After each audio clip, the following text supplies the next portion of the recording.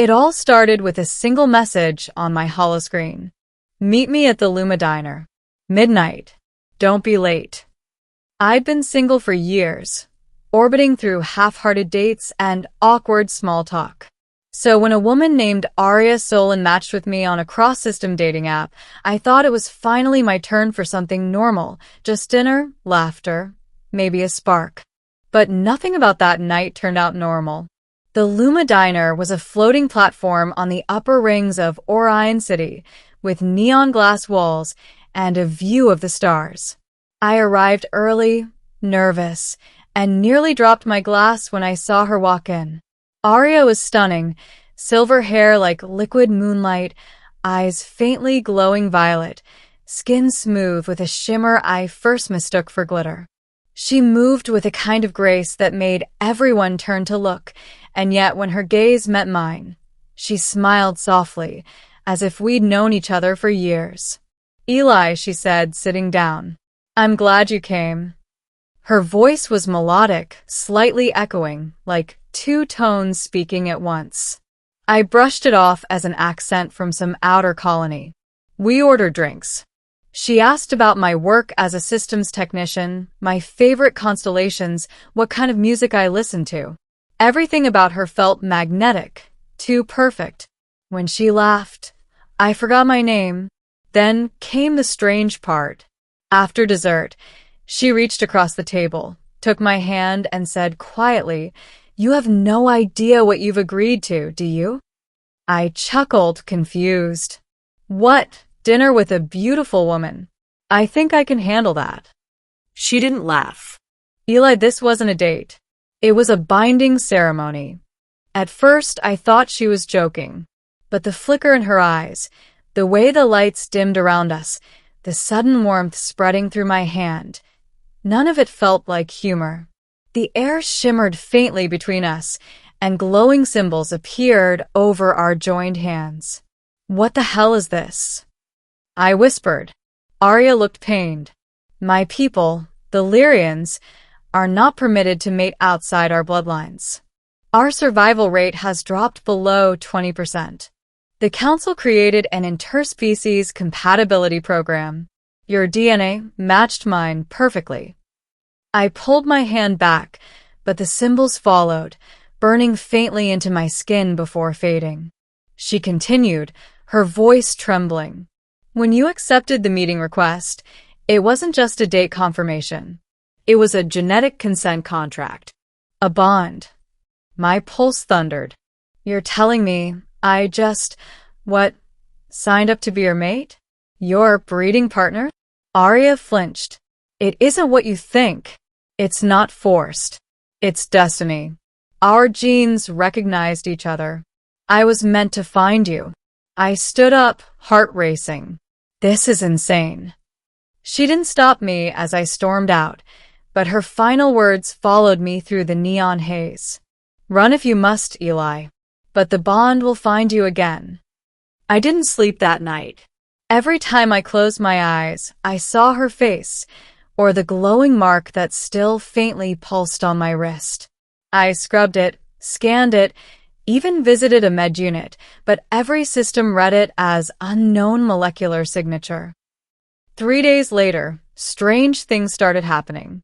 I could sense emotions that weren't mine, waves of sorrow, flashes of warmth, moments of calm that came from nowhere. And sometimes, when I thought about her, I'd see her reflection in glass surfaces, whispering my name. Then she appeared again. I was fixing a malfunctioning satellite rig outside the city when she materialized, literally, inside the force field, standing barefoot on the metal deck. "You're rejecting the link," she said softly.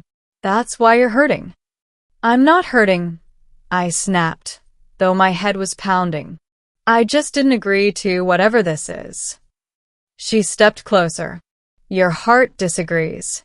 I hated how calm she was, how the moment she looked at me, the static inside my chest quieted. "Eli," she whispered, "our species are connected now. If you break the bond, both of us die." I froze. "You're lying." Her eyes glowed faintly. You think I want this either? You think I wanted to fall for a human who doesn't even believe in fate? She looked away, and for the first time, I saw the exhaustion in her. Beneath the alien perfection, she was just a woman trying to survive. Over the next few weeks, I tried to fight it, but Arya kept finding me. When I worked at the repair yard, she'd appear with food from her homeworld. When I ignored her messages, I'd find tiny silver feathers left near my tools, her way of saying she'd been there. And the strangest part? I began wanting her there. The headaches faded when she was close. My dreams became filled with visions of her world, crystalline oceans, twin suns, temples that sang when the wind passed through them. I could feel her heartbeat through the bond, and when she was afraid, mine would race in response. One night, I gave in. She arrived quietly, rain dripping from her hair, wearing a cloak of shimmering light. I let her in without a word. We stood there for a moment, two souls from different galaxies, bound by something we couldn't understand. I didn't choose this, I said finally. Neither did I, she whispered. But maybe it's what we needed. She reached out, and when our hands met, everything inside me stopped fighting. The glow returned, brighter than before, wrapping us both in a soft, electric pulse. I saw flashes of her memories, her people dying, her fleeing her home, her hope that the human the system found would save them. And in return, she saw mine, my loneliness, my quiet life, the way I'd long stopped believing in love. When the light faded, we were holding each other, trembling. The next day, the Lyrian Council found us. A fleet appeared in low orbit, sleek, silent ships shaped like silver wings. Arya's face went pale. They know we completed the bond. They'll take you. Take me? I asked. For evaluation, she said bitterly. If they deem you unfit, they'll erase the link. It will kill you. I grabbed her hand. Then we run. We fled through the Undercity, dodging drones and scanners. Every time I thought we'd lost them, another wave of lights appeared overhead. Finally, we reached the outskirts, the storm fields beyond the city where electromagnetic interference scrambled all tracking. We hid in a derelict cargo station. The storm raged outside, lightning painting her face in pale blue. You shouldn't have done this, she whispered. You could have lived. I smiled faintly. Without you? I doubt that. She touched my cheek, tears forming in her luminous eyes. If they find us, they'll tear the bond apart. Promise me, if it happens, you'll hold on to this connection, even if your body fails. I promise. The storm intensified, and through it, I could feel the ships closing in. We were running out of time. The next moments blurred into chaos, light, thunder, shouting. The Lyrians burst through the walls, weapons raised. Arya stood in front of me, energy flaring around her. I won't let you take him, she screamed. The air cracked, and I was thrown backward. When I woke, she was on her knees, a guard gripping her by the arm. Stop, I yelled. You'll kill her. The commander turned to me. She broke the law of purity. The bond must be purged. I acted without thinking.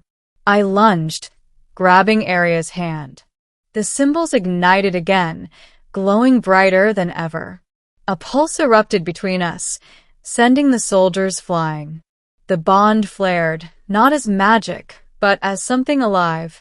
The storm itself responded, lightning spiraling around us.